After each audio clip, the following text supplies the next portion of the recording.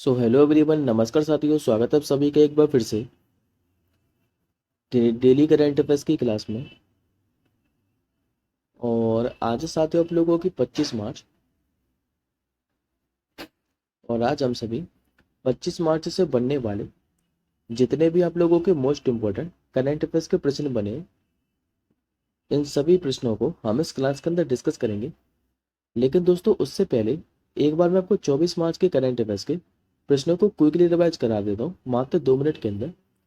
उसके बाद हम लोग आज के प्रश्नों पर डिस्कशन करेंगे। तो याद करिए साथियों, लास्ट क्लास के अंदर मैंने आप लोगों को पढ़ाया था कि अभी किस देश ने अपने जो शिक्षा विभाग है इसको बंद कर दिया है। तो ये कर दिया साथियों अमेरिका ने। किस राज्य की विधानसभा में जो सांकेतिक भाषा है इसको भी लागू किया जाएगा, और ऐसा करने वाली ये देश की पहली विधानसभा भी बन जाएगी। तो ये किया जाए साथियों पंजाब विधानसभा के अंदर। वर्ष 2024 के लिए मैंने आपको 59वें ज्ञानपीठ पुरस्कार के बारे में बताया था कि इससे इस बार किसे सम्मानित किया है। तो छत्तीसगढ़ के विनोद कुमार शुक्ल को महाराष्ट्र राज्य का जो सर्वोच्च न्यायालय पुरस्कार है इसका नाम है महाराष्ट्र भूषण। ये किसे मिला है? तो ये दोस्तों मूर्तिकार रामवी सुतार को मिला है, जिन्होंने विश्व की सबसे ऊंची प्रतिमा स्टैच्यू ऑफ यूनिटी को डिजाइन किया था। भारतीय अभिनेता जो चिरंजीवी हैं, इनको भी किस देश की सरकार से लाइफ टाइम अचीवमेंट अवार्ड मिला है। तो ये मिला है ब्रिटेन से। और जो अभिनेता चिरंजीवी हैं, ये लाइफ टाइम अचीवमेंट अवार्ड से सम्मानित होने वाले पहले अभिनेता भी बन गए। किस देश को भी जो मध्य एशिया युवा प्रतिनिधि मंडल है इसकी मेजबानी मिली है? तो अपने प्यारे भारत को ही। भारत ने भी किस देश की कृषि को बढ़ावा देने के लिए $1 बिलियन की भी मशीनरी भेजी थी? तो सूरीनाम देश को। बाद में 11वीं जो एशिया तैराकी चैंपियनशिप है ये कहाँ पर आयोजित की जाएगी? ये की जानी है गुजरात के अहमदाबाद के अंदर। किस देश के भी महान मुक्केबाज जिनका नाम है जॉर्ज फोरमैन, इनका भी हाल ही में निधन हो गया है? तो ये दोस्तों अमेरिका के थे। और इसके बाद 10वां, 11वां और 12वां तीनों मैंने आपको दिवस से संबंधित क्वेश्चन पढ़ाए थे कि विश्व जो जल दिवस है ये आप लोगों को 22 मार्च को मनाया जाता है। इसके बाद विश्व मौसम विज्ञान दिवस पढ़ाया था मैंने आपको, ये आपका 23 मार्च को मनाया था। और 24 मार्च को बताया था मैंने आपको विश्व टीवी दिवस के बारे में। अब बढ़ते हम लोग आज के पहले क्वेश्चन की ओर। तो आज का साथियों आपका जो पहला क्वेश्चन है ये राष्ट्रपति से संबंधित है। और आप लोगों से पूछ रहा है कि जो नेटुम्बो नंदी नदे तबाय, ये भी किस देश की पहली महिला इन्होंने राष्ट्रपति के रूप में शपथ ले ली है? तो हालांकि साथियों ये जो नटेम्बो नंदी नदी देवाएं, इनके बारे में मैं आप लोगों को पहले भी पढ़ा चुका हूँ। यदि आप लोगों ने 5 दिसंबर की क्लास देखी हो तो याद करिए, मैंने आपको 5 दिसंबर 2024 को इनके बारे में बताया था कि जो नेटुम्बो नंदी नदी देवाएं, इनको नामीबिया का राष्ट्रपति चुना गया था। और नामीबिया की पहली महिला राष्ट्रपति चुनी गई थी। और इन्होंने भी हाल ही में क्या है कि शपथ ले ली है। तो आंसर हो जाएगा आपको ऑप्शन नंबर सी। बात करते हैं नेटुम्बो नंदी नदीतेवा के बारे में। तो ये साउथ वेस्ट जो अफ्रीका पीपल्स ऑर्गेनाइजेशन है इसके सदस्य है। और इन्होंने साथियों 57% से अधिक वोट क्या है कि हासिल किए थे। और इसके बाद क्या है कि अभी नामीबिया की इन्होंने पहली महिला राष्ट्रपति के रूप में शपथ भी ले ली है। बात करते हैं हम लोग नामीबिया के बारे में। तो पहले आप लोग मैप में लोकेशन देखिए कि नामीबिया स्थित कहाँ पर है। ये दोस्तों आपको अफ्रीका कॉन्टिनेंट देखने को मिलेगा। अफ्रीका कॉन्टिनेंट के अंदर आप लोग साउथ वेस्ट की ओर देखोगे तो आपको नामीबिया देखने को मिलेगा। जितना भी आपको हाईलाइट पार्ट दिखाई दे रहा है, नामीबिया की यदि आप लोगों से पूछ ले कि राजधानी क्या है तो आंसर करेंगे विंड हॉक पर। और नामीबिया की आप लोग मुद्रा और याद रखिएगा कि नामीबियाई डॉलर यहाँ पर मुद्रा चलती है। अब बढ़ते हम लोग आज के दूसरे क्वेश्चन की ओर। आज का साथ आपका जो दूसरा प्रश्न है यह अपॉइंटमेंट से संबंधित है। आप लोगों से पूछ रहा है कि जो भारतीय सांस्कृतिक नीति है यानी कि इंटेक, इसके भी जो अध्यक्ष है ये अभी कौन बने हैं? ये बन चुके हैं अशोक सिंह ठाकुर। सही आंसर हो जाएगा ऑप्शन नंबर बी। ये जो दोस्तों आपको इमेज में दिखाई दे रहे हैं अशोक सिंह ठाकुर, इनको भी भारतीय जो सांस्कृतिक निधि है इसके भी 3 साल के लिए अध्यक्ष चुन लिया गया। बात करते हैं हम लोग भारतीय सांस्कृतिक निधि के बारे में। तो भारत का प्रमुख विरासत संरक्षण संगठन है, जिसकी स्थापना हुई कब थी? तो 27 जनवरी 1984 के अंदर। और इसका साथियों काम क्या है? तो भारत में कला, और संस्कृति विरासत के संरक्षण और जागरूकता को बढ़ावा देने के लिए काम करना। अब एक बार साथियों लोग बाकी के नाम और देखें, जैसे कि श्री ज्ञानेश कुमार सिंह, अजय भादु, डॉक्टर मयंक शर्मा, इनको भी अभी किसी न किसी का अध्यक्ष बनाया गया है। तो ये सारे के सारे दोस्तों अपॉइंटमेंट एक बार इनको देखिए आप लोग। जैसे कि रतन टाटा एंडोमेंट फाउंडेशन के मैंने आपको अध्यक्ष बताए थे, ये भी एन चंद्रशेखरन बने थे। यूनिलीवर के सीईओ बताए थे जो कि फर्नांडो फर्नांडी बने थे। 26वें मुख्य निर्वाचन आयुक्त तो बताए थे, यानी कि चीफ इलेक्शन कमीशन, ये श्री ज्ञानेश कुमार बने थे। बार काउंसिल ऑफ इंडिया के नए अध्यक्ष बताए थे, मनन कुमार मिश्रा बने थे। और रक्षा लेखा महानियंत्रक की बात करें तो डॉक्टर मयंक शर्मा बने थे। अब बढ़ते हम लोग आज के तीसरे क्वेश्चन की ओर। आज का तीसरा क्वेश्चन दोस्तों आप लोगों के सामने रहा, और ये आप लोगों से पूछ रहा है कि अभी जो गोवा शिपयार्ड लिमिटेड है, इसी के द्वारा निर्मित किस जलपोत का अभी जलावतरण किया गया है? तो इस जलपोत का नाम है तपस्या। सही आंसर हो जाएगा ऑप्शन नंबर बी। अब इस प्रश्न के बारे में आप लोग आगे समझिएगा। देखिए साथियों, जो गोवा शिपयार्ड लिमिटेड है, इसी के द्वारा परियोजना जो 1135.6 है, ये इसी का दूसरा जलपोत है जिसका भी जलावतरण किया है, और इसका नाम क्या है? तो तपस्या। तपस्या के साथ ही जो जलावतरण है, ये भी 22 मार्च 2025 को गोवा में किया है। अब बात करते हैं लोग तपस्या के बारे में, तो इसका नाम पूछे आप लोगों से तो महाभारत के महान योद्धा जो भीम है, इसकी गदा के नाम पर रखा गया है। अब ये तो के साथ ही दूसरे जलपोत के बारे में। पहला यदि पूछ ले कि इस परियोजना का पहला जलपोत कौन सा था, तो पहला जलपोत त्रिपुर था, जिसका 30 जुलाई 2024 को जलावतरण किया गया था। अब बात करते हैं हम लोग गोवा शिपयार्ड लिमिटेड के बारे में। तो जो गोवा शिपयार्ड लिमिटेड है, ये वास्को द गामा गोवा में स्थित रक्षा जहाज निर्माण के लिए एक सार्वजनिक क्षेत्र का उपक्रम है, जिसकी स्थापना कब हुई थी? तो 1957 के अंदर। अब आज का आप लोग चौथा क्वेश्चन देखिए। आज का आपका जो चौथा क्वेश्चन है, ये पुस्तक से संबंधित है। आप लोगों से पूछ रहा है कि जो eminent this stories tweets and truth नामक पुस्तक है, इसके लेखक कौन है? तो इस पुस्तक के जो लेखक है, ये उत्पल कुमार है। करेक्ट आंसर हो जाएगा ऑप्शन नंबर सी। देखिए साथियों, जो अभी जो उत्पल कुमार है, इन्होंने eminent this story tweets and truth पुस्तक को लिखा है, और इसका भी हाल ही में विमोचन हुआ है। इस पुस्तक में बताया क्या है? तो उत्पल्लू कुमार ने साथियों कई घटनाओं के जरिए इस पुस्तक में ये बताने की कोशिश की है कि कैसे लोगों के सामने जो भारतीय इतिहास है, इसको गलत तरीके से प्रस्तुत किया जा रहा है। और ये साथियों इनकी दूसरी किताब है। इससे पहले भी इन्होंने एक पुस्तक को और लिखा था, जिसका नाम है भारत राइजिंग, धर्म, डेमोक्रेसी एंड डिप्लोमेसी। अब ये बुक से रिलेटेड क्वेश्चन है, तो एक बार आप लोग एडिशनल इन्फॉर्मेशन में देखें। ये सारे की सारी पुस्तक तो काफी ज्यादा महत्वपूर्ण है। जैसे कि हाउ इंडिया स्केल्ड MTG20, ये अमिताभ कांत की पुस्तक है, और ये SSC के एग्जाम में पूछी जा चुकी है। इसमें हम लोगों ने कैसे G20 को होस्ट किया है, इसी के बारे में बताया गया है। लाइफ ऑन मार्स से कलेक्टेड स्टोरी, ये नमिता गोखले की पुस्तक है।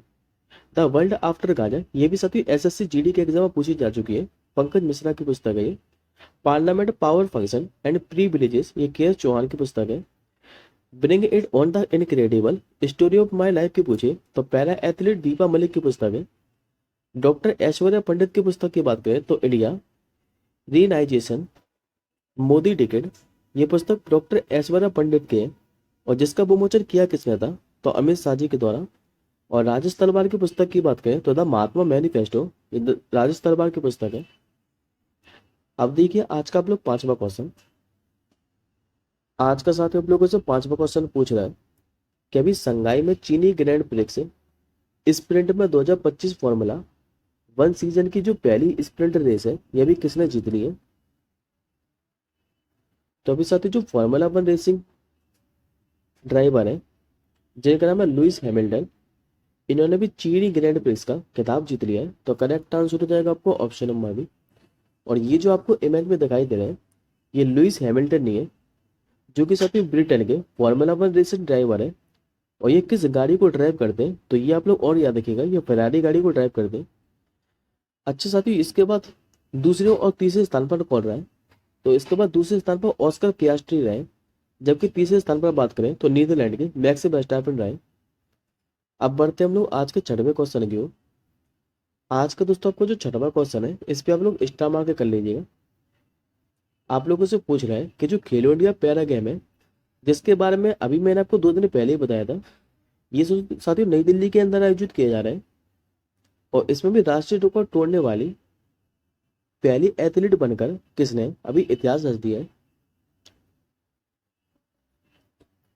तो नाम साथियों इनका जसप्रीत कौर। करेक्ट आंसर हो जाएगा आपको ऑप्शन नंबर डी।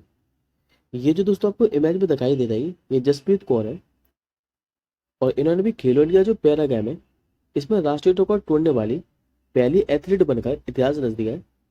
बात करें हम लोग जसप्रीत कौर के बारे में तो इन्होंने साथियों 45 किलोग्राम भार वर्ग में पावर लिफ्टिंग वर्ग में 101 किलोग्राम वजन उठाकर अपना ही राष्ट्रीय रिकॉर्ड तोड़ दिया है। अब इसमें साथियों खेलो इंडिया जो पैरा गेम है इसमें 5 और गोल्ड मेडल आए, तो एक बार हम लोग इनको भी देख लेते हैं। लेकिन सबसे ज्यादा जो महत्वपूर्ण क्वेश्चन है ये आप लोगों का 6 नंबर का ही है, जो कि मैं आपको बता चुका हूँ, इसको याद रखिएगा। इसके अलावा अन्य मेडल की बात करें तो एथलेटिक में जो ईश्वर रामपाल टाक है इन्होंने पुरुषों की भाला फेंक F2 और F30 श्रेणी में गोल्ड मेडल जीता है। महिलाओं की शॉट पुट श्रेणी में बात करें तो जो खुशबू गिल है इन्होंने गोल्ड मेडल जीता है। सुमेधा जो पाठक है इन्होंने 10 मीटर एयर पिस्टल में महिला SH1 वर्ग में गोल्ड मेडल जीता है। इसके अलावा पैरा तीरंदाज जो शीतल देवी है इन्होंने कंपाउंड महिला ओपन वर्ग में गोल्ड मेडल जीता है। और जो श्याम सुंदर स्वामी है इन्होंने कंपाउंड पुरुष ओपन वर्ग में गोल्ड मेडल जीता है। तो ये 5 गोल्ड मेडल और आए, इनको भी आप लोग याद रखिएगा।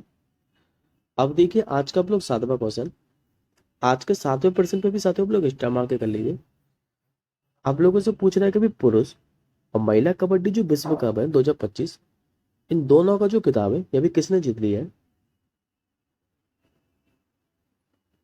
तो चाहे बात करें साथियों पुरुषों की या फिर बात करें महिलाओं की, दोनों का जो कबड्डी विश्व कप का खिताब है यह भी अपने प्यारे भारत ने ही जीता है।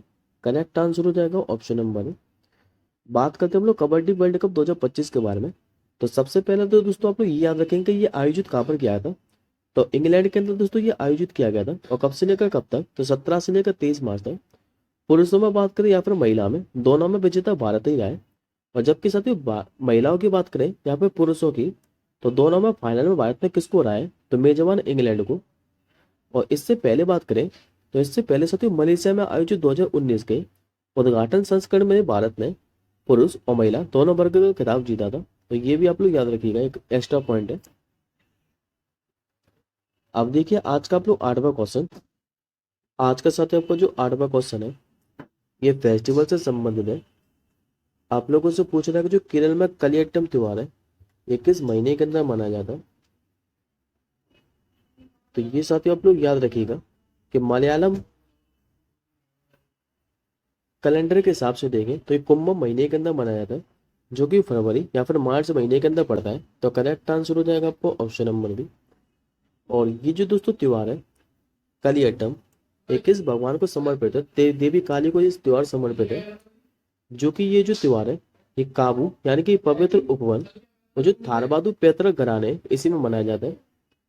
और केरल के साथ ही कलियट्टम त्योहार की बात करें तो इसे एक और नाम से जानते हैं, तो ये आप लोग नाम और याद रखिएगा, हेयम त्योहार। अब बात करते हैं हम लोग केरल के अन्य फेस्टिवल के बारे में। तो एक तो दोस्तों इसमें ओणम मनाया जाता है। दूसरा आप लोगों को याद रखा है मकर विलक्कू त्योहार, ये कई बार पूछा हुआ है। बीजू त्योहार आप लोग और याद रखिएगा। और चौथे त्योहार की बात करें तो त्रिचुरपूरम। ये 4 फेस्टिवल आप लोग और याद रखिएगा, ये भी केरल के अंदर ही मनाए जाते हैं। अब बढ़ते हैं हम लोग आज के 9वें क्वेश्चन की ओर। आज का 9वां क्वेश्चन आप लोगों के सामने ना कि अभी किस देश की संवैधानिक अदालत ने प्रधानमंत्री जो हांगडक सू है इनके महाभियोग को भी पलटते हुए इन्हें फिर से कारवाक राष्ट्रपति के रूप में नियुक्त कर दिया है। तो ये साथियों बनने क्वेश्चन है, खाली आप लोगों से इतना ही पूछेगा कि भी दक्षिण कोरिया की जो संवैधानिक अदालत है इसने प्रधानमंत्री हान डक सू के महाभियोग को पलटते हुए इन्हें भी फिर से कारवाक राष्ट्रपति के रूप में नियुक्त कर दिया है। करेक्ट आंसर हो जाएगा आपका ऑप्शन नंबर बी। और इन पर साथियों महाभियोग कब लगाया था, तो दिसंबर 2024 के अंदर सांसदों के द्वारा। बात करते हैं दक्षिण कोरिया के बारे में। तो दक्षिण कोरिया की राजधानी क्या है, तो सियोल। और दक्षिण कोरिया में दोस्तों मुद्रा क्या चलती है, तो साउथ कोरियन वॉन यहाँ पर मुद्रा चलती है। ये 2 पॉइंट आप लोग और याद रखिएगा। अब देखिए आज का आप लोग 10वां क्वेश्चन जो कि आपका स्पोर्ट्स से संबंधित है। आप लोगों से पूछ रहा है कि अभी SRFI जो इंडियन टूर 2025 है, इसके एकल का खिताब जीतने वाली जो अनाहत सिंह है, इनका संबंध किस खेल से है? तो ये जो तो आपको इमेज में दिखाई दे रही है, ये आपके सामने अनाहत सिंह है और ये इक्वेस खिलाड़ी है। और इन्होंने क्या है कि अभी SRAFI इंडियन टूर 2025 का एकल का खिताब जीत लिया महिलाओं में। और बात करते दोस्तों इसमें पुरुषों का खिताब किसने जीता है, तो पुरुष एकल का जो खिताब है ये वीर चोटानी ने जीता है। SRAFI Indian tour PSA challenger प्रतियोगिता के बारे में बात करें कि 17 से लेकर 21 मार्च तक तमिलनाडु के चेन्नई के अंदर आयोजित की गई थी। और इसमें साथ ही विजेताओं को जो पुरस्कार राशि है, चाहे महिलाओं की बात करें या फिर पुरुषों की, दोनों को $15,000 की दी गई है। अब देखिए आज का आप लोग 11वां क्वेश्चन जो कि दिवस से संबंधित है, और यह आज की क्लास का आपका आखिरी क्वेश्चन है। आप लोगों से पूछ रहा है कि भगत सिंह, सुखदेव और जो राजगुरु है, इनकी जो पुण्यतिथि है, इस पर जो शहीद दिवस है, ये कब मनाया गया है? तो ये साथियों हर साल मनाया जाता है 23 मार्च को। करेक्ट आंसर हो जाएगा ऑप्शन नंबर है। और 23 मार्च को साथियों क्यों मनाया जाता है? क्योंकि आजादी की लड़ाई में 23 मार्च 1931 को ब्रिटिश हुकूमत ने भगत सिंह, सुखदेव और जो राजगुरु है, इन्हीं को फांसी दी थी। बात करते हैं हम लोग भगत सिंह जी के बारे में, तो भगत सिंह जी का साथियों जो जन्म है ये 28 सितंबर 1907 को पंजाब के लायलपुर जिले में हुआ था। लेकिन वर्तमान में ये जो जिला है ये पाकिस्तान में है। और एक क्वेश्चन दोस्तों आप लोगों को यहाँ से और याद रखना है कि जो भगत सिंह है, इन्हीं के कहने पर 1928 में जो हिंदुस्तान रिपब्लिक एसोसिएशन है, ये इसका नाम बदला गया था। और नाम बदल कर क्या कर दिया था, तो हिंदुस्तान सोशलिस्ट रिपब्लिक एसोसिएशन। इससे पहले मैंने आपको 30 मार्च को पढ़ाया था विश्व मौसम विज्ञान दिवस। 22 मार्च को मैं आप लोगों को पढ़ा चुका विश्व जल दिवस। और 24 मार्च को मैंने आपको पढ़ाया था, आज भी रिवाइज कराया, जो कि मैंने आपको पढ़ाया था टीबी दिवस, विश्व टीबी दिन। ये तीनों के तीनों दिवस आप लोग और याद रखिएगा। अब ये आज का आपका क्वेश्चन ऑफ द डे है, और इस प्रश्न का आंसर मुझे आप लोग कमेंट बॉक्स के अंदर बताएंगे। कभी वर्ष 2024 का अर्थशास्त्र में जो नोबेल पुरस्कार है, ये किसे दिया गया है? इस क्वेश्चन का आंसर मुझे आप लोग कमेंट बॉक्स के अंदर बताइएगा। और PDF की बात करें तो साथियों आपको हमारे टेलीग्राम ग्रुप पर मिल जाएगी। तो एक बार सोने से पहले क्लास का रिवीजन जरूर कर लीजिएगा। टेलीग्राम ग्रुप का जो लिंक है इस वीडियो के डिस्क्रिप्शन बॉक्स में है, तो आप लोग हमारे टेलीग्राम से जरूर जुड़ जाइएगा। अब मिलेंगे हम जल्दी अगली क्लास के साथ ही, तब तक के लिए जय हिंद, वंदे मातरम।